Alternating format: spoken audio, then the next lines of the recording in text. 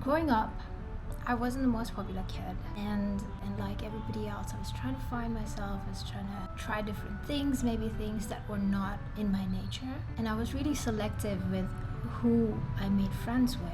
And that's when the best beautiful thing happened in my life.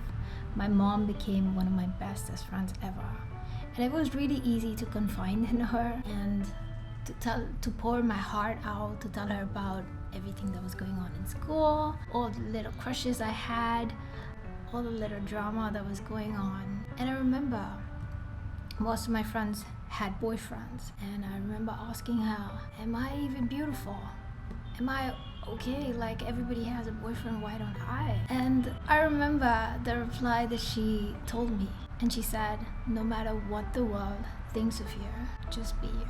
And this sentence, this phrase, has kind of been with me throughout my life. It has stuck with me. Sometimes I get low, sometimes I still ask those questions to myself, and then I remember, no, I just have to be me, because only I can be me. So on this Mother's Day, I really wanted to have that saying not only in my subconscious, but something for me to look at. So in this video, using my Cricut machine to give that saying an actual living life. And the way I would do it is, I got these pillowcases. I will be doing an iron-on project using my Cricut machine and my basic iron, and something that I drew up, which should be available in Design Space by the time you're looking at this video. So this is gonna be a step-by-step process, and I hope it inspires you to make your own. I mean, let's celebrate our mothers and their most perfect teaching that has helped you throughout your life. So let's go. Okay, now let's hop on to selecting which iron-on I should use. This one is a smart iron-on. It's also called as heat transfer vinyl. And the other two are strong bond. So the smart iron-ons don't need the mat, whereas the other ones, they need the mat to cut. This one is an everyday iron-on. It comes with 3 sheet bundle, and the sheet size are 12 by 12. The other one is the glitter one. This, again, I really love it. It's really pretty, and the size is 12 inches by 19 inches. The smart iron-on, I have a white color, and then again I have the smaller one in the same bundle, everyday one.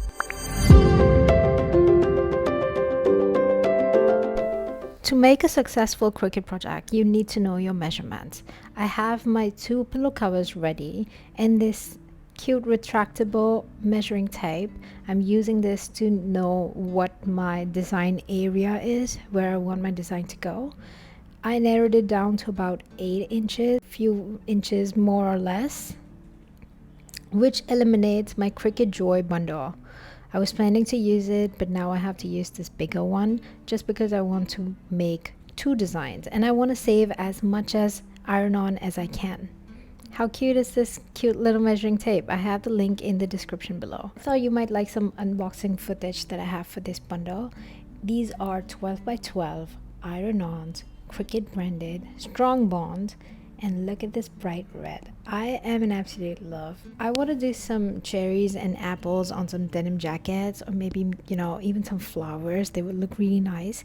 It's a really nice bright red. I like it. For this project, I'll be using the white one. When we hop onto the design space, I'm going to show you a quick hack how you can cut out 2 designs from the same 12 by 12 sheet and also save more for another project.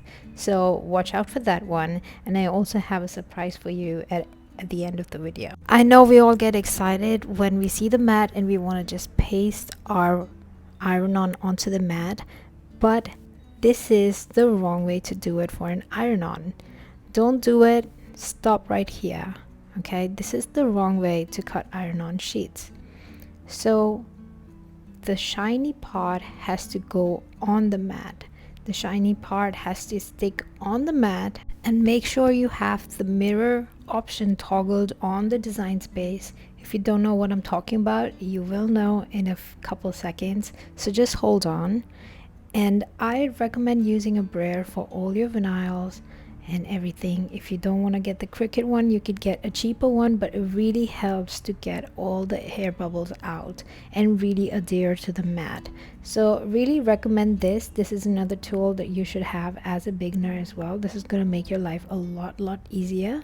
Once we are happy with how the mat is looking, it's perfectly adhered, let's quickly hop onto the design space and let me show you how to get your designs ready on there.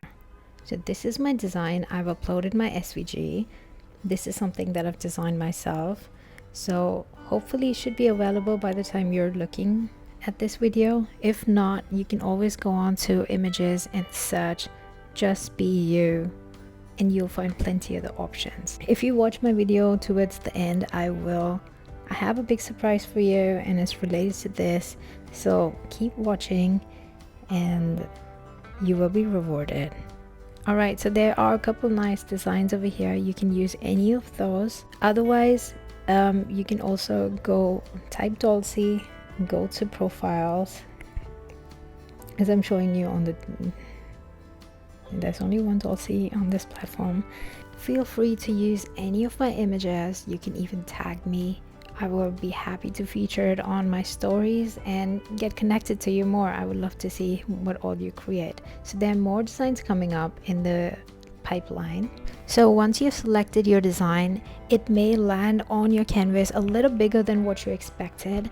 So make sure that the lock is on, you selected on the layer, and click on the size and add whatever size that we first measured. In this case, mine is 8 inches, so I just typed 8 inches for the height, and there you have it, and it automatically adjusts the width. So you might get this pop-up for setting up your machine, and I sped up the entire process just because you might have done it before. But coming back to the project, we can save our project to any of the collections that you have. So you quickly want to name it and add it to one of your collections. That way you can always come back to it, finish, unfinished, or make it again. Now on the canvas, as you can see, this is taking up a lot of space, and since I have only one white iron-on sheet, I want to fit in 2. So another tip that I have for you here is to reposition your design. Repositioning after you have copied. You can also bring in your design from one mat to another mat by clicking on the 3 dots and move object. This way you can try different positions, you can try to rotate your image, you can try different things, and even if it's not working out, then this is what I do that I would like to share with you. So the first thing, I'm trying all my luck over here, as you can see, diagonally, straight, forward, all of the ways, and I'm not getting the cut that I want to. On this screen, if your design overlaps, that means that the blade is gonna cut your design in areas that you don't want it to cut, and it's gonna result in a really bad disaster. So the quick and easy way to do it is cancel out of this one. Back onto your canvas, you just duplicate it. I duplicate it using my Alt button. Okay, so a couple of things are happening on this screen. Now that we have our second layer, as you can see on the right side in the layer panel, you'll see 2 layers. Both of them have the same design, but both of them are in different layers. So you can move the second layer to be as close as possible so that the entire design, when attached, is 12.5 inches or under, because that's the maximum size that my Maker 3 can cut right now. So this is what I'm trying to do here, and you can see all of this in action. We just select both of them, and you see I'm placing it really precisely using my arrow keys on my keyboard. That's the perfect way to get it to move notches. Now the one step that we missed over here is attaching. So once you attach, the position stays normal. I'm seeing this screen again just because my attached design is more than 12.5 inch. So I'm going to select my attached design and bring it down. So now it's 11.47, and it's going to cut beautifully from just one sheet of 12 by 12, and I get about 3 inches of sheet left as well. for my other things that I can use it for my later projects. I just have to be really careful that with scissors I don't overcut onto my design, and then I'll be fine. So this is how I prepared my files. And the one last thing that I'm forgetting, can you tell me what it is? Well, it is to mirror your design. So make sure to toggle that button over there to mirror, because that's really, really important. Good news, the tough part is done. Now it's time for a Cricut machine to take over and do what it's good at doing. So now it's time to connect. All you have to do is just open up your machine, and if you have the product set up ready, it will connect in just a second, as you can see on the screen. Once it connects, we just have to do one last step, and then we say goodbye to our laptop. So your screen might look a lot different. We're just going to click browse all material, and over here you're going to search iron on or just iron. Iron on shouldn't have any gaps. So if you search an iron, you'll see there's so many different materials, but just click on the one that is apt for you.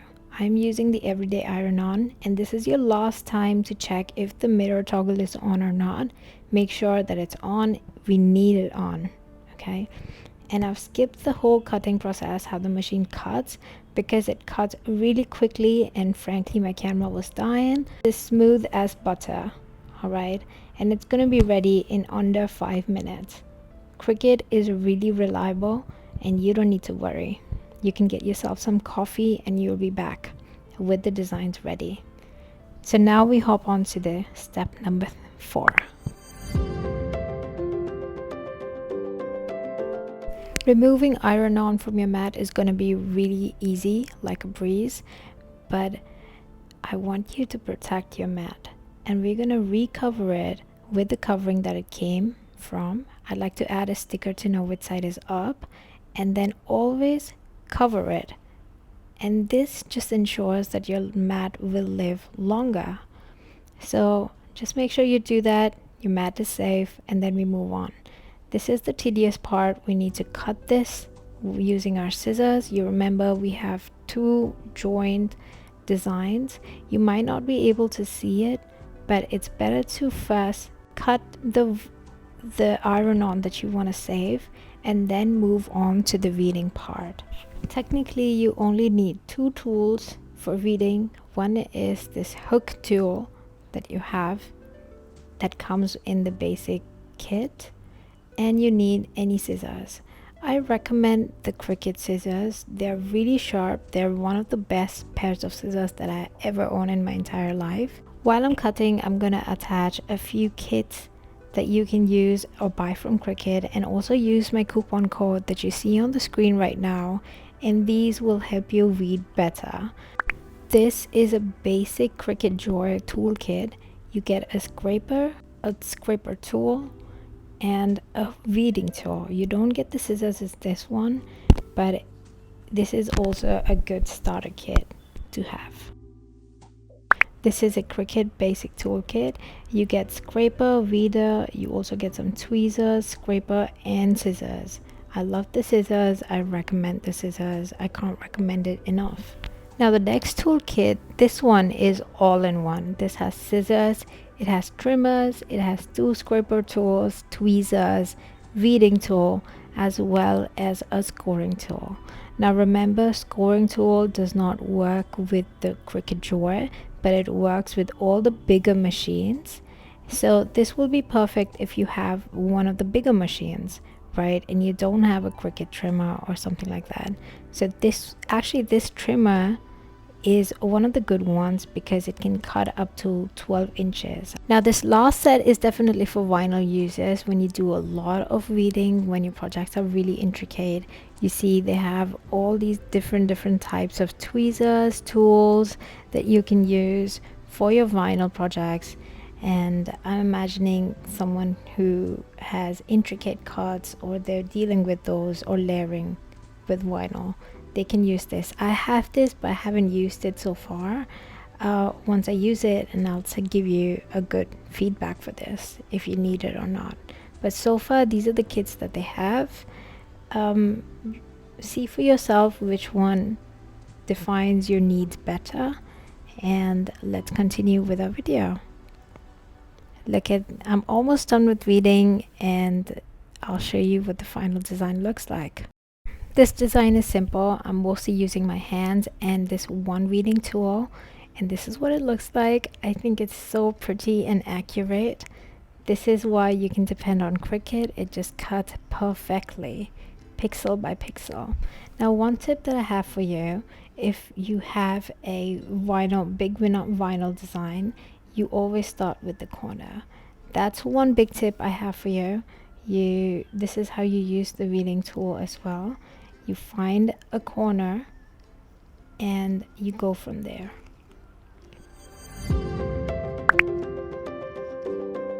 Okay, now we're ready for the final step. We bring our design out, and for this step we do need our iron. So I'm using my home iron, but right now I'm just placing my design onto and just let it sit there. We also need some parchment paper and home iron. This is literally the worst iron that I have, that I own, that I will ever own.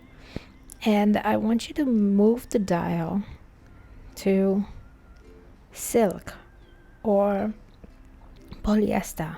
So you have those settings. It shouldn't be on max ever.